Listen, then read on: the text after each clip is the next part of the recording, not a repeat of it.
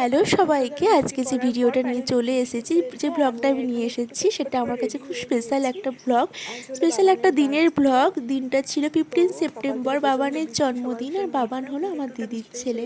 এই দিনটাকে ঘিরে আমরা বেশ কয়েক মাস থেকে প্ল্যান করে রেখেছিলাম যে কী করা হবে, আর আয়োজনও হয়েছিল একদম বিশাল। তো সেদিন সকাল থেকেই হচ্ছিল, জন্মদিনের সকাল থেকেই হচ্ছিল মুষলধারে বৃষ্টি। আমাদের মন ভীষণ খারাপ হয়ে গিয়েছিল, সবার যে এত আয়োজন, এত আনন্দ, সমস্ত কিছু মাটি না হয়ে যায়। আর নিউজেও দেখাচ্ছিল সারা দিন ধরে নাকি এমনই বৃষ্টি হবে। তো আমরা সবাই ঈশ্বরের কাছে প্রার্থনা করেছিলাম, প্রার্থনা ছাড়া আমরা কী বা করতে পারি বলো। তো ঈশ্বর সেই কথাটা রেখেছে। দুপুর 11টা 12টা নাগাদ ওয়েদার পুরো পরিষ্কার হয়ে যায় আর রোদও ওঠে। তারপর আমরা বেরিয়ে পড়ি পুজো দিতে যাওয়ার জন্য। আর ওর জন্মদিনে রোড শোয়ের মতো একটা অনুষ্ঠান রাখা হয়েছিল, যেখানে এই মেয়েগুলি নাচ করছিল, সাথে ছিল বাজনা, আর ঘোড়ার গাড়ি করে আসছিল বাবান সোনা। প্রথমে গিয়েছিলাম মা সিদ্ধেশ্বরী মায়ের কাছে, সেখানে দিদি মায়ের জন্য একটা সোনার নাকের নিয়েছিল, আর তার সাথে ছিল ফুল মিষ্টি সমস্ত কিছু। তারপর ভোলে বাবার মন্দিরে এখানেও পুজো দিয়ে নেওয়া হয়ে গেল। সমস্ত নিয়ম অনুষ্ঠানের আগে বা কোনো শুভ কাজের আগে আমাদের পুজো দেওয়াটাই আসল, সমস্ত দেবদেবীর পুজো দেওয়াই তাই হচ্ছিল। গ্রাম ঘুরে ঘুরে যত দেবদেবী আছে সব কিছুর পুজো দিয়ে নেওয়া হচ্ছিল এখানে। আর সকাল থেকে বৃষ্টি হচ্ছিল বলে আমার মন যেহেতু ভীষণ খারাপ ছিল, বৃষ্টি থামতেই আমার আনন্দটা দেখেছো। আমি কিন্তু অনেক অনেক মজা করেছি। প্লিজ কেউ আমার নাচ দেখে হেসো না যেন।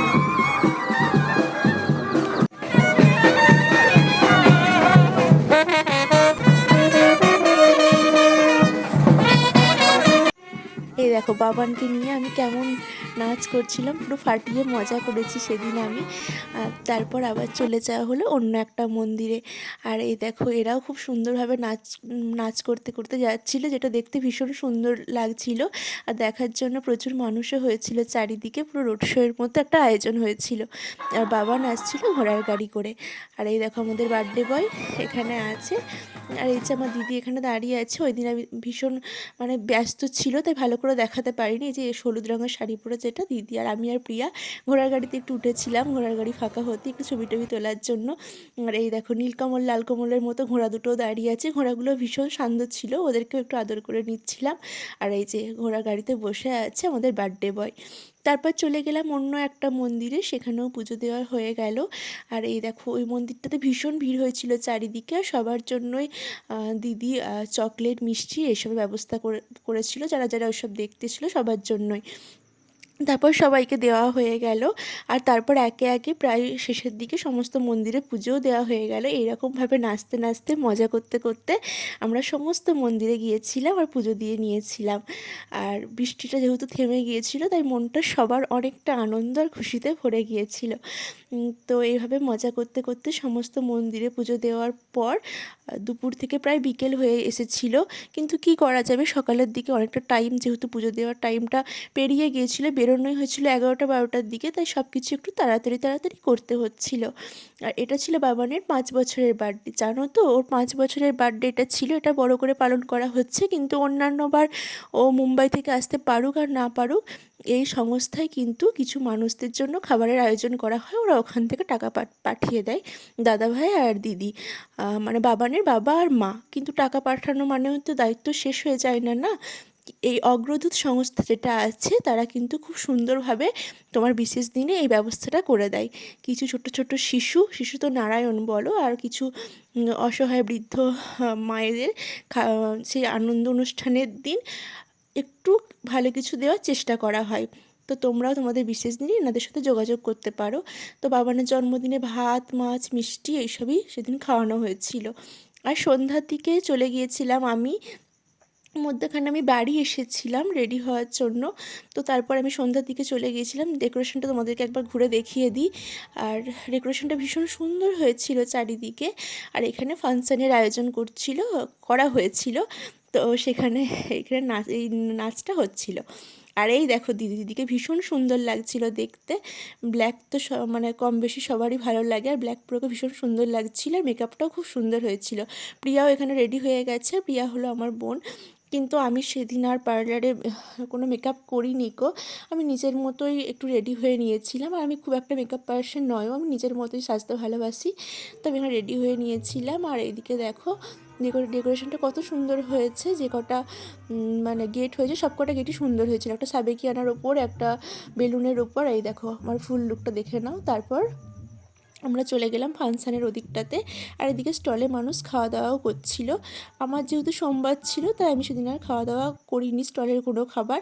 তারপর ফাংশানের ওখানে চলে গেলাম, দেখলাম এখানে নাচের অনুষ্ঠান হচ্ছে। আর কিছুক্ষণ ফাংশান দেখার পর গান গানও হচ্ছিল। আর তারপর বাবানের কেক কাটার সময় চলে এলো। আর বাবান এখানে কেক কাটার জন্য রেডিও হয়ে গেল। কেক কাটার ওখানে বাপরে বাপ কী ভিড়! আমি কোনো ক্লিপস তেমন নিতেই পারিনি, কিন্তু কেকটা ভীষণ সুন্দর ছিল, পুরো জঙ্গল থিমের উপর কেকটা ছিল। আর এই যে মোটু পাতলু এখানে ডান্স করছিল। বাচ্চারা দেখে কী যে খুশি হচ্ছিল মোটু পাতলুকে দেখে। তারপর এখানে বাবানের কেক কাটিংয়ের পর সবাইকে কেক কেটে দেওয়া হয়ে গেল। আর এখানে সবাই বসে বসে অনুষ্ঠান দেখছে। আর স্টলে কিন্তু অনেক কিছু ছিল, চিকেন পকোড়া থেকে ভেজ পকোড়া থেকে cold drinks, coffee, phuchka, ice cream, অনেক কিছু ছিল স্টলে। কিন্তু আমি সেদিন কিছুই খেতে পারিনি গো। আর এদিকে এদিকটা দিয়ে হয়েছিল মেন কোর্সে খাওয়া দাওয়ার মানে প্যান্ডেলটা, তো ওখানে সবাই খাওয়া দাওয়া করতে যাচ্ছিল। আর এখানটা দেখো সবাই বসে বসে ফাংশান দেখছিল, আমরাও বসে বসে ফাংশান দেখছিলাম। আর তারপর এদিকটাতে গেলাম একটু ফটো তুলে নেওয়ার জন্য। আর এখানে খুব সুন্দর সুন্দরভাবে আমরা সবাই মিলে প্রচুর ফটো তুলে নিয়েছি। আর বাবানের দেখো এইখানটাতে ছবিগুলো দিয়ে কি সুন্দর করেছে। সমস্ত বাবানের ছোটোবেলা থেকে যত ছবি আছে সমস্ত কিছু এখানে এভাবে দিয়েছে, খুব সুন্দর লাগছে। আর এই যে সিঙ্গারটা উঠেছে, গলাটা কি ভীষণ মিষ্টি, খুব সুন্দর গান করছিল। আমরা এখানে সেই গানটাই বসে বসে শুনছিলাম। যেহেতু দুপুরবেলা আশীর্বাদ পর্বের সময় বাবানকে না সাজিয়ে গুছিয়ে খেতে দেওয়ার টাইম হয়নি। কেন হয়নি? কারণ অনেকটা দেরিতে পুজো দিতে যাওয়া ছিল। আর এসেই দিদির মেকআপ আর্টিস্ট চলে এসেছিলো, তাই ওই আশীর্বাদটা কোনো রকম করেই খাওয়া দাওয়া করে সাজতে বসে পড়েছিল। যে সাজিয়ে গুছিয়ে যে খেতে দেওয়া হবে সেটা আর হয়ে ওঠেনি। আর সেই ব্যবস্থাটাই এখন করা হয়েছে। রাতের বেলা যে খাবার দাবারগুলো হয়েছিল সেটা দিয়ে এখন সেটা সাজিয়ে গুছিয়ে খাবার দাবার দেওয়া হবে বাবানের। তাই এখানটা চলে গেলাম সমস্ত কিছু সাজানোর জন্য। তো ভীষণ সুন্দর করে সাজানো হলো। কিন্তু যার বার্থডে সেই বার্থডে বয়কে তো তোমরা দেখতেই পাওনি, কারণ তাকে আমিও দেখতে পাচ্ছিলাম না কোথায় ছিল। সেদিন ভীষণ বিরক্ত হচ্ছিল, কেন জানি না। ও এমনিতে খুব হাসি খুশি, কিন্তু সেদিন ওর ভীষণ বিরক্ত লাগছিলো, কিচ্ছু খেতে চাইছিল না। কিন্তু তোমাদের চট করে একবার মেনুটা দেখিয়ে দিই। মেনুতে কিন্তু অনেক কিছু ছিল।